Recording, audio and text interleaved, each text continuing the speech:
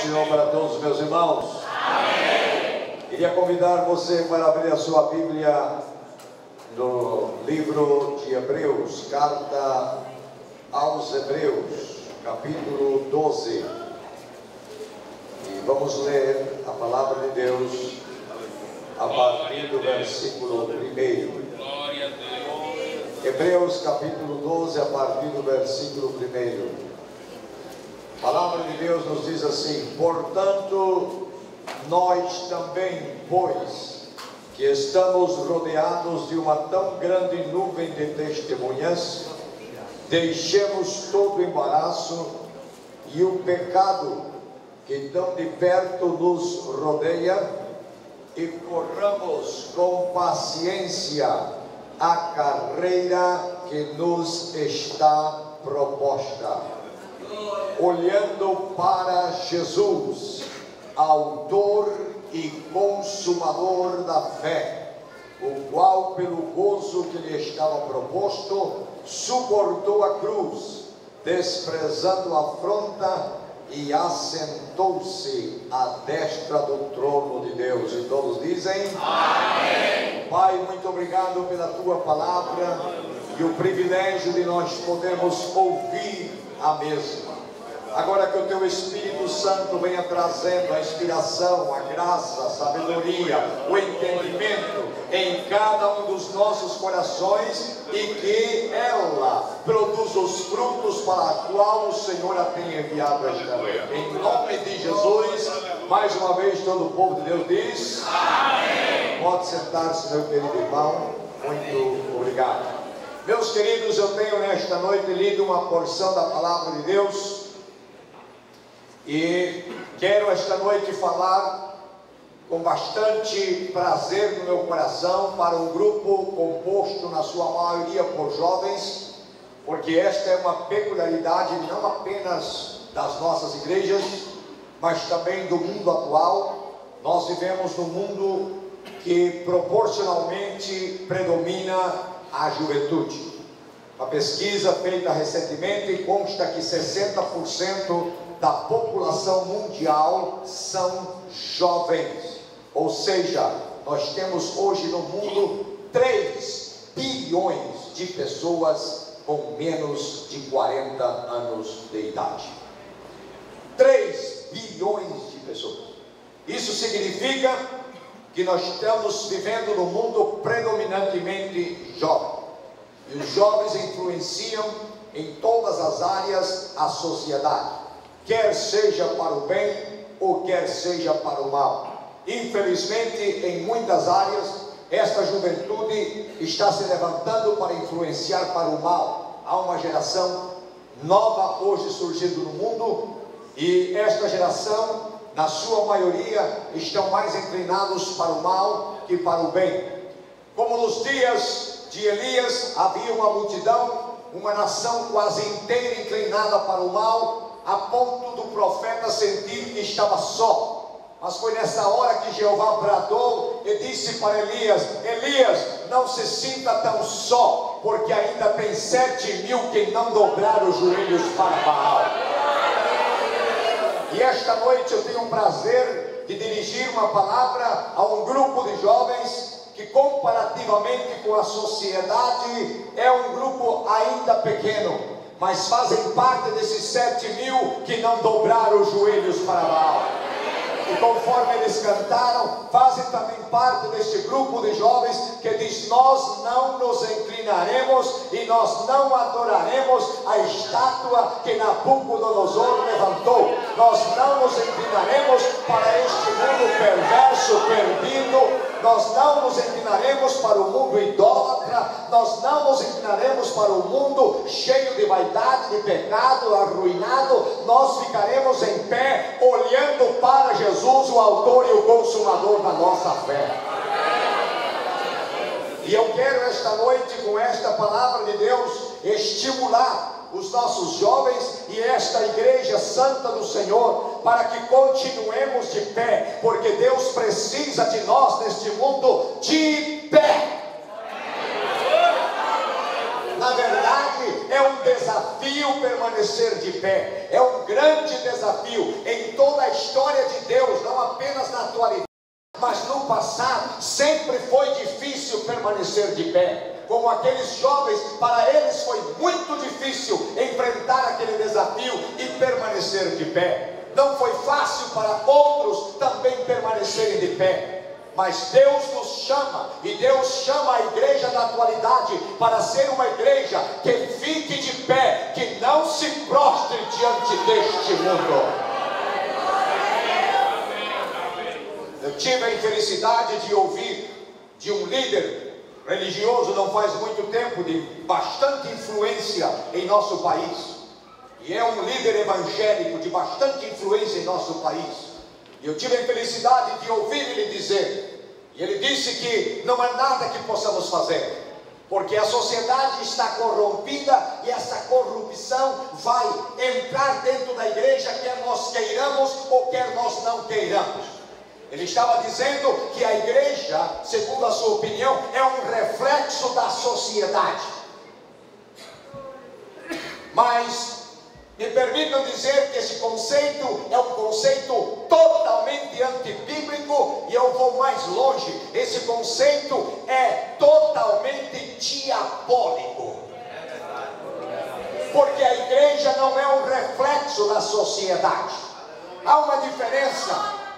Eu creio que os senhores conhecem a diferença que existe entre um termômetro e um termostato.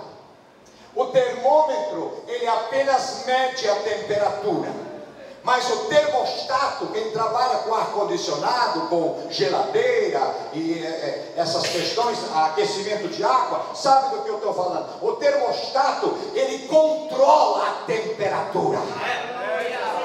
É diferente do termômetro. E o que este líder religioso estava dizendo é que a igreja é apenas um termômetro. Se a sociedade está podre, a igreja vai ficar podre também. Se a sociedade cheira mal, a igreja vai cheirar mal também. Se os líderes lá fora são corruptos, os líderes na igreja vão ser corruptos também. Com esta fala, ele estava dizendo que a igreja é apenas um termômetro que reflete aquilo que está lá fora. Mas eu quero dizer que biblicamente Jesus nos ensinou nos evangelhos que a igreja é um termostato.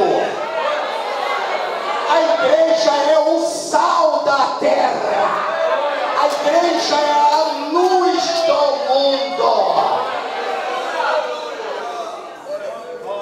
É daqui que sai a diferença, é daqui que brilha a luz, é aqui que o mundo tem que ver a verdade, é aqui que eles precisam se espelhar do que é verdadeiramente servir a Deus. Não nos curvemos. Deixa o mundo apodrecer, deixa o mundo entrar na decadência, deixa o mundo se corromper, mas a igreja continuará como coluna da verdade.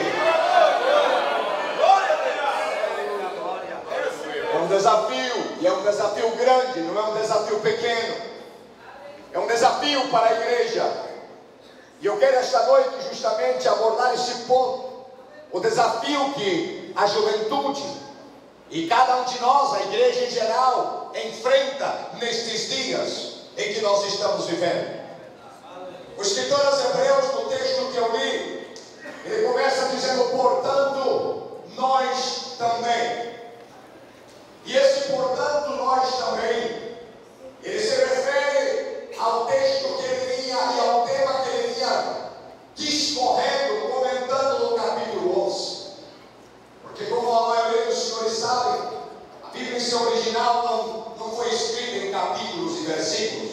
Os capítulos e versículos da Bíblia foram acrescentados recentemente, quando a Bíblia foi transformada num único livro, porque até então os livros estavam separados, escritos, seus manuscritos, sejam originais ou cópias. Mas com o avanço da tecnologia, pôde-se imprimir os livros, e a Bíblia foi o primeiro livro a ser impresso na cidade de Wittenberg, na Alemanha, em 1517. Portanto, Não é uma questão de que o escritor entra no capítulo seguinte com um assunto diferente, ele vem discorrendo um assunto. E para a nossa organização nós temos um capítulo que se inicia, chamado capítulo 12, mas é apenas por uma questão de organização para melhor encontrar. Na verdade o assunto não mudou, o escritor continua falando a mesma coisa. A carta aos Hebreus só tem um tema, não existe dois temas na carta de Hebreus, só tem um tema na carta de Hebreus, e o tema é perseverar na fé. Desde o capítulo 1 até o último capítulo de Hebreus é um tema só: persevere, persevere, não se incline, não se renda, persevere, persevere, persevere, vamos, persevere, fique de pé, persevere, persevere, não se incline. O diabo quer te destruir, quer te arruinar, mas fique de pé, não te incline. No capítulo 11 o escritor vem falando de uma lista de heróis da fé.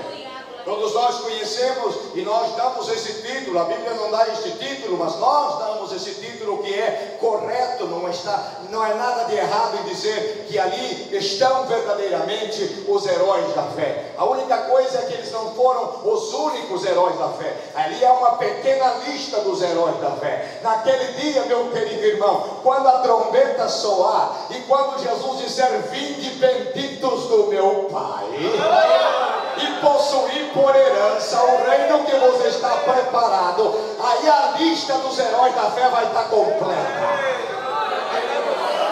A lista dos heróis da fé vai estar completa. E deixe-me dizer que naquele dia haverá alguma surpresa, meus irmãos, que você não se imagina. Algumas pessoas na sua igreja que você não imaginava estarão sendo recebidos como heróis da fé.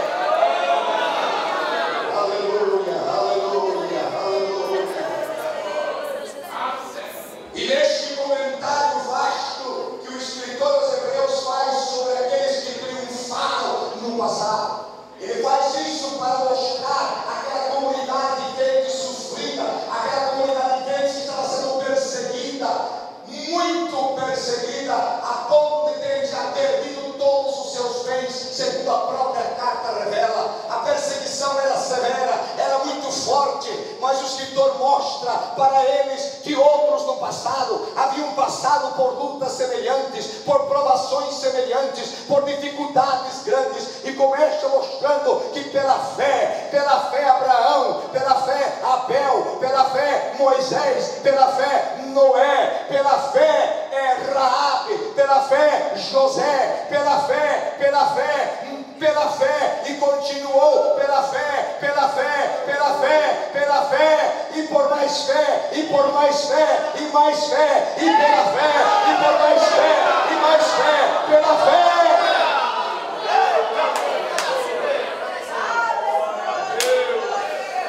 E chega um ponto que diz: sem fé é impossível agradar a Deus.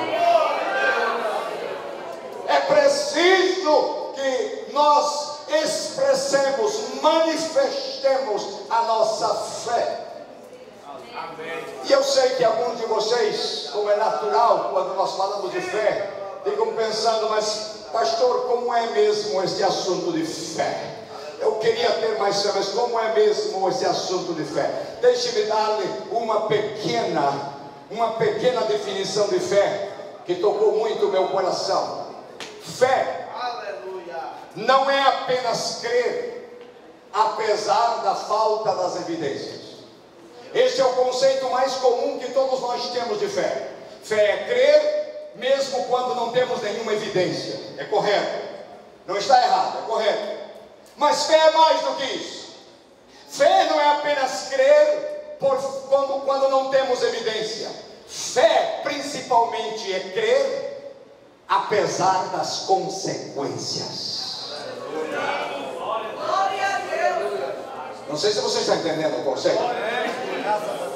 Fé é você crer apesar das consequências. Esta foi a fé que aqueles 3 jovens na porta daquele forno, ou próximo àquele forno ardente, manifestaram. O nosso Deus, a quem nós servimos, nos livrará.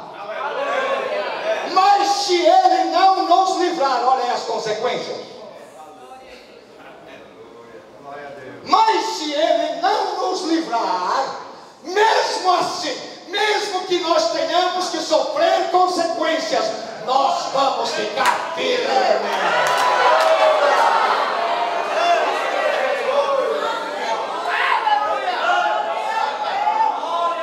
Seria como na atualidade dizer: pode me chamar de quadrado, pode me chamar de redondo, pode me chamar de quadrangular, pode me chamar do que for, de triângulo, pode me chamar do que for, eu continuo crendo.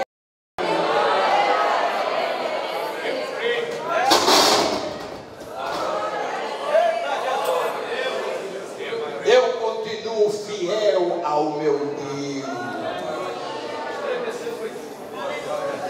Meus queridos, há uma lista grande aqui do que nós chamamos os heróis da fé.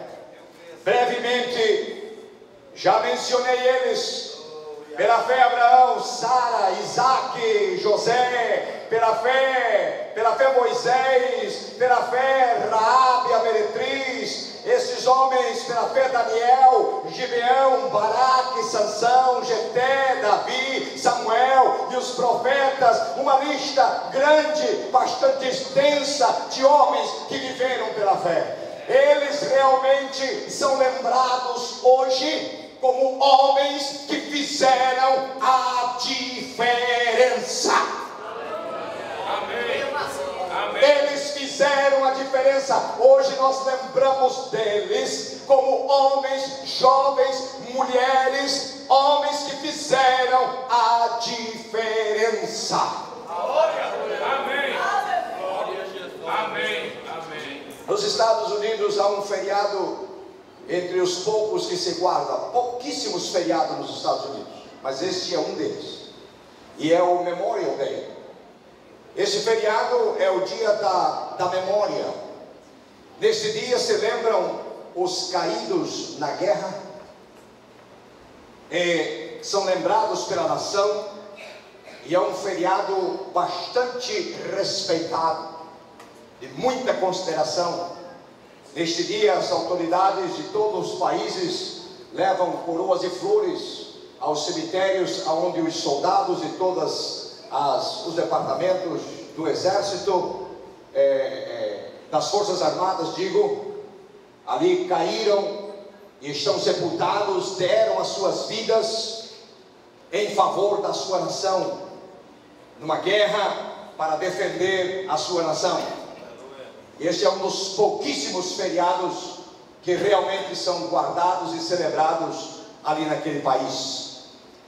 E eu quero esta noite perguntar a todos nós aqui uma pergunta bastante séria, reflexiva. Quando nós partirmos deste mundo, teremos feito alguma diferença? Seremos lembrados de alguma forma?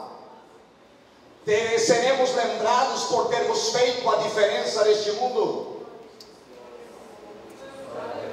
Quantos que passam neste mundo sem nenhuma iniciativa, sem nenhum desafio vencido, sem ter feito a diferença?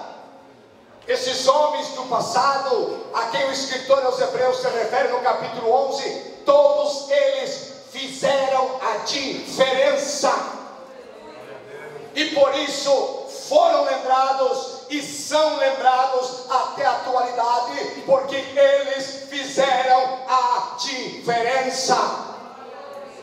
E permita-me dizer-lhes esta noite que eu e você não somos diferentes deles, e é isto mesmo que o escritor aos Hebreus está dizendo para aqueles irmãos, depois de mencionar todos esses homens que no passado fizeram a diferença e agora são lembrados pelo escritor. Ele diz: portanto, nós também.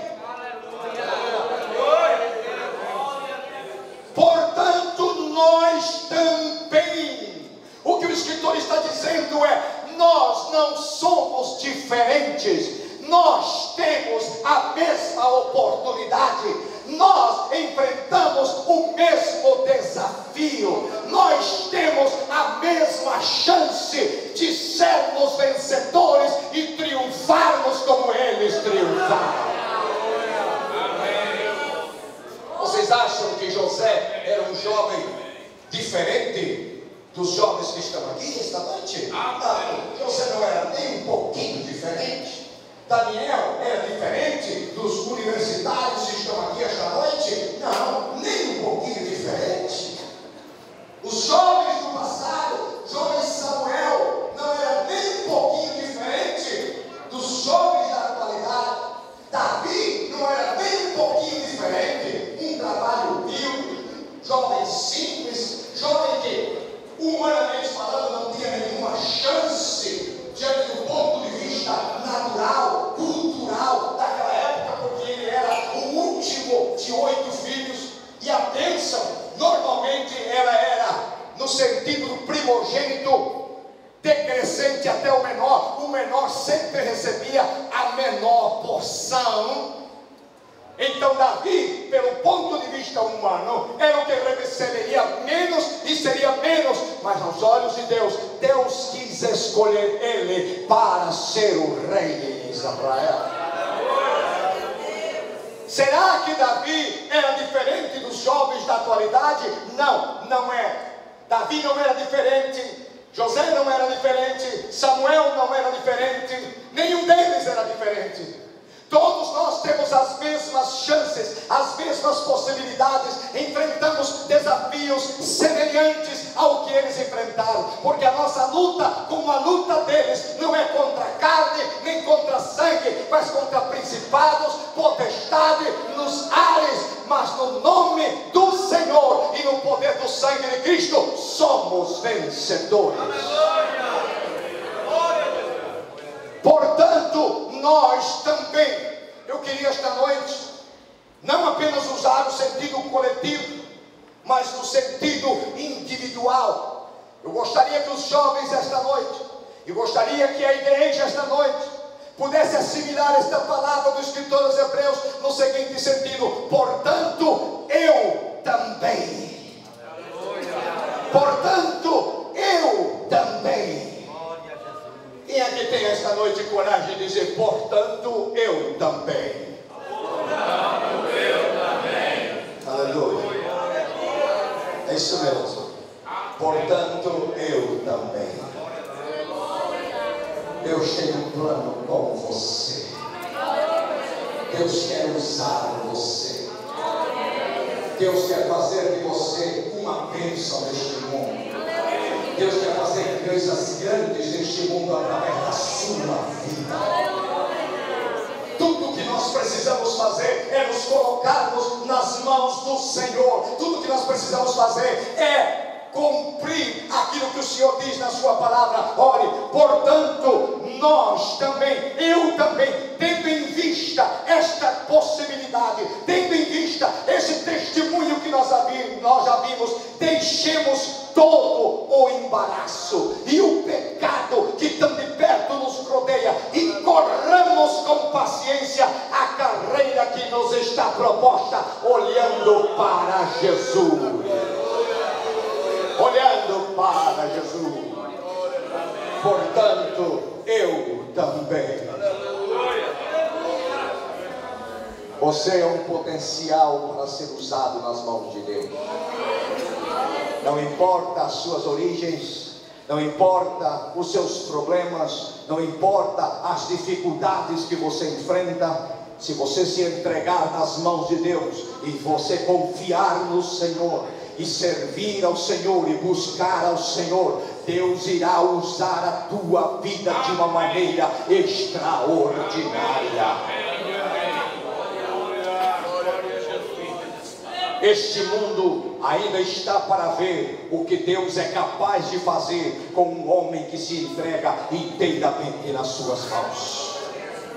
Estas palavras foram ouvidas pelo pregador Dwight Moody no século XIX, na cidade de Chicago. E era um jovem de 18 anos de idade quando ouviu estas palavras. foi para a sua casa, entrou no seu quarto, passou a noite com Deus e disse: Deus, eu quero ser este homem. E Deus fez dele este homem. Usou este homem para ser um dos maiores ganhadores de almas que este mundo já conheceu. Tudo porque ele se dispôs a se entregar inteiramente nas mãos de Deus. Portanto, eu também, se Deus fez grandes coisas no passado usando esses jovens, Deus quer fazer, e homens e mulheres, Deus quer fazer o mesmo comigo e com você, porque este Deus não mudou. Este Deus não mudou. Ele é o mesmo, tem o mesmo poder, e Ele conta comigo e conta com você, conta com esta igreja, conta com cada um de nós. Portanto, eu também, Deus quer usar a tua vida. Deus quer, através da sua e da minha vida, fazer a diferença neste mundo. Ouça que Deus está falando esta noite comigo e com você. Deus quer, através da nossa vida, fazer a diferença. Deus não quer que passemos por esta vida como qualquer coisa. Deus quer que façamos a diferença. Deus quer que você faça a diferença na sua casa. Deus quer que você faça a diferença no seu bairro. Deus quer que você faça a diferença na sua congregação. Porque às vezes há pessoas que sonham: eu quero ser um missionário na África. Antes de você ser missionário na África, você precisa ser um missionário aqui em Vergel do Lago. É começando por Jerusalém. É começando por Jerusalém. Deus quer fazer a diferença neste mundo através das nossas vidas. E isso é possível quando nós nos entregamos nas mãos de Deus e somos cheios do seu Espírito Santo. Entrega-te esta noite nas mãos de Deus. Decide com a sua vida, tome essa decisão de fazer a diferença neste mundo, porque Deus quer usar a tua vida para fazer coisas grandes e gloriosas neste mundo. Aleluia, aleluia. Eu sei que essas palavras podem parecer palavras muito assustadoras até para você esta noite, mas eu quero que você saiba o quanto Deus conta contigo como sal da terra e luz do mundo. Eu quero que você saiba esta noite que Deus conta contigo, que Deus espera, que Deus tem um plano lindo na tua vida. E quer usar essa tua vida, quer usar essa tua força, quer usar essa tua juventude, quer usar assim como você é, nada diferente, exatamente como você é. Ele quer te encher da sua graça e fazer de você um herói da fé do século 21. Nos dias de Jessé, Samuel fez uma pergunta na casa de Jessé e disse: acabaram-se os jovens? Acabaram-se os mancebos? Acabaram-se os mancebos? Acabaram-se os potenciais? Acabaram-se os candidatos que Deus está procurando? Acabaram-se aqueles que Deus pode usar? Acabaram-se aqueles que Deus pode ungir? Porque ele procurava um para ungir, e Deus dizia: este não, este não, este não, este não, este não. E Samuel fez uma pergunta: acabaram-se os mancebos? Acabaram-se os mancebos? E então Jesus disse: ainda tem um. Ainda tem um. Se traga ele aqui, traga ele aqui. Mas ele é muito pequenininho, ele é o menorzinho de todos. Ele está lá no campo. Traga este um aqui, traga este um aqui. E quando este um chegou, o Espírito Santo disse: é ele, é ele, é ele, é ele, é ele, é ele. Jesus disse que não era, mas eu estou dizendo que é. Os irmãos dele disseram que não era, mas eu estou dizendo que é. É ele, unge ele, é ele. Eu esta noite estou dizendo: é você, é você, é você, é você, é você, é você que Deus quer usar. É você que Deus quer usar. É você, é você, é você, é você que Deus quer usar, irmão. É você que Deus quer usar. Acabamos com você. Não acabar. Aqui tem muitos que Deus quer usar. Aqui tem muitos que Deus quer usar. Aleluia. Glória a Deus.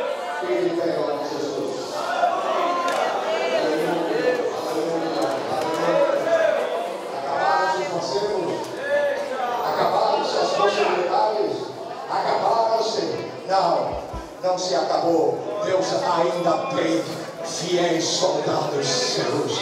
Deus ainda tem servos e servas seus. Deus ainda tem a sua igreja ungida pelo Espírito Santo. Deus ainda tem o seu povo. Aleluia, aleluia, aleluia. É você, é você. Aqui está vindo a primeira alma a aceitar Jesus. É você, jovem. É você, jovem, que Deus quer usar. Jesus vai te salvar e vai te usar. É você. É você, jovem, que Deus quer usar. É você que Ele quer te dar dons. É você que Ele vai usar. É você que vai ser um pregador. É você que vai ser um evangelista. É você que vai ser um missionário. É você, é você, é você. Ainda tem, ainda tem, ainda tem, ainda tem. Tem vaso vazio aqui esta noite. Tem vaso vazio, ainda tem vaso vazio. Ainda tem vaso vazio. O Espírito de Deus quer encher agora. O Espírito de Deus quer encher agora. Tem mais alguma pessoa para Jesus? Tem mais alguém para aceitar Jesus esta noite? Um desviado para voltar para a casa do Pai? Jesus vai te reconciliar esta noite. Se tem, venha para nós orarmos em nome do Senhor Jesus. Aleluia. Há mais alguém para Cristo esta noite? Há mais alguém para Jesus? Aleluia. Eu quero que a igreja ore comigo, juntamente com esse jovem. Não me tirei muito.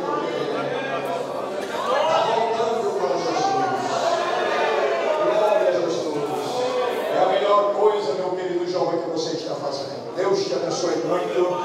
Jesus te recebe com braços abertos. A partir de hoje é uma nova vida contigo. A igreja repete junto comigo esta oração com ele. Diga: Senhor Jesus, nesta noite estou reentregando a minha vida para ti. Recebe-me como estou. Perdoa-me pelos meus pecados e escreve novamente o meu nome no livro da vida e faça de mim um instrumento na tua obra. Glória ao nome de Jesus. Pai, nós oramos por esse jovem, confirmando agora, recebemos ele, Pai, com nossos braços abertos, como tu recebeste esta noite. Pai, abençoa grandemente, fazendo esta obra linda de purificação nesta vida, pelo poder do sangue de Jesus Cristo, e fazendo dele uma nova criatura, porque esta é a tua promessa, para a glória do teu nome. E o povo de Deus diz amém. Deus abençoe. Eu quero perguntar, com a permissão do pastor Herman, eu quero perguntar quantos esta noite querem se posicionar como o escritor aos Hebreus disse: portanto eu também. Você quer ser um instrumento nesta noite? Você quer fazer a diferença neste mundo? Fica com a tua mão levantada. Se você quer fazer a diferença, fica com a tua mão levantada. Eu vou orar por você. E agora você vai pedir: Deus, eu quero fazer a diferença neste mundo. Eu quero ser um instrumento. Jesus, usa a minha vida como eu sou e como eu estou. Aleluia. Aleluia. Querido Deus e Pai, eu te louvo pela vida desta igreja, desta juventude, e por estas mãos levantadas esta noite no santuário. Senhor, abençoe a cada um dos teus filhos. Nós temos trazido esta palavra da tua parte, Senhor. E agora eu quero, começando por mim, dizer: Senhor, nós nos entregamos nas tuas mãos, Senhor. Faz de nós uma bênção neste mundo. Glória a Deus. Faz de cada um de nós, Senhor, um baluarte, um soldado, um guerreiro, um pregador, uma testemunha, um sal e a luz da terra, Senhor. Enche da tua graça a cada vida. Enche do teu Espírito Santo a cada um dos teus filhos, Senhor. Enche do teu Espírito e da tua graça. Capacita-nos como tu capacitaste os santos do passado, Senhor. agora é a nossa vez, é o nosso desafio. É nesse tempo e nesta hora, Senhor, que eu te peço, usa esta igreja, usa esta juventude, usa cada um de nós como instrumentos para a glória do teu nome, Senhor. Em nome de Jesus, em nome de Jesus. Quantos podem repetir comigo? Portanto, eu também. Deus abençoe a todos.